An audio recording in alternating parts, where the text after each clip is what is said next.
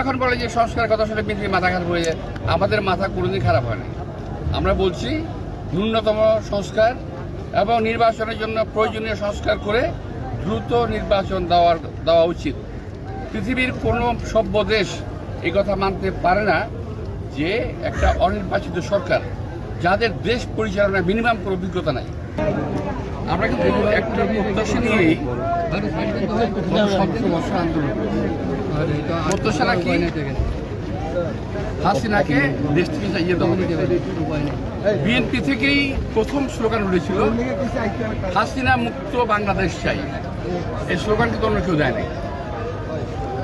আজকে আমাদের অনেক লোক অনেক কথা বলতেছে। কালকে আমি একটা টক শো দেখলাম এক ভদ্রলোকের, সেখানে বিএনপিকে শুধু বলা হচ্ছে যে বিএনপি শুধু নির্বাচন করে। আরে ভাই, নির্বাচন তো আমরা করি না। বছর নির্বাচন ছাড়া আপনি কতদিন থাকতে পারবেন? আমরা কতদিন নির্বাচন ছাড়া এই দেশটাকে রাখতে পারবো? সুতরাং নির্বাচন তো হতেই হবে। এবং অনেকে বলে সংস্কারের কথা বললে বিএনপি মাথা খারাপ হয়ে যায়। যারা কথাটা বলে আমি বলবো যে যারা এই কথাটা বলে তাদেরই মাথা খারাপ হয়ে গেছে। আমরা 31 দফা সংস্কার প্রস্তাব এখন থেকে 2.5 বছর আগে আমাদের নেতা তারেক রহমান দিয়েছেন।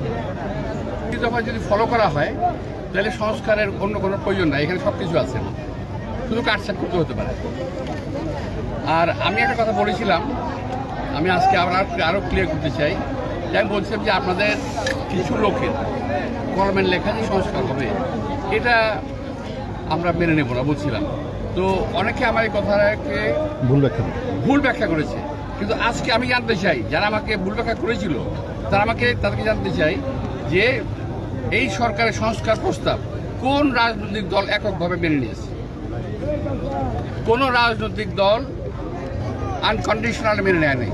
তারা সবাই কিন্তু বলেছে এটা মানি না, এটা মানবো, এটা মানি না, এটা মানবো। সেখানে আমরা আগেই বলেছি কোনো রাজনৈতিক দল কিন্তু বলে নাই যে এককভাবে আমরা সব মেনে নিলাম, কারণ মেনে নিতে পারে না। এটা ওনারা যেগুলো বের করেছে ওখান থেকে, ওনাদের ভিতর থেকে, ওগুলা স্বাভাবিক না। কিছু অস্বাভাবিক প্রস্তাব আমরা দেখলাম, যে স্বাভাবিক প্রস্তাব না, যেটা বাংলাদেশের জন্য চলে না, অচল কিছু প্রস্তাব তারা দিয়েছে। সেখানে আমরা সচল কিছু প্রস্তাব রেখেছি আমরা, যে প্রস্তাব বাংলাদেশের মানুষের জন্য অত্যন্ত গ্রহণযোগ্য হবে। আর আমরা বিএনপি তো 17 বছর আন্দোলন করেছি হাসিনার বিরুদ্ধে, সংস্কারের পক্ষে, এবং আন্দোলন করেছি একটা সুষ্ঠু নির্বাচনের জন্য।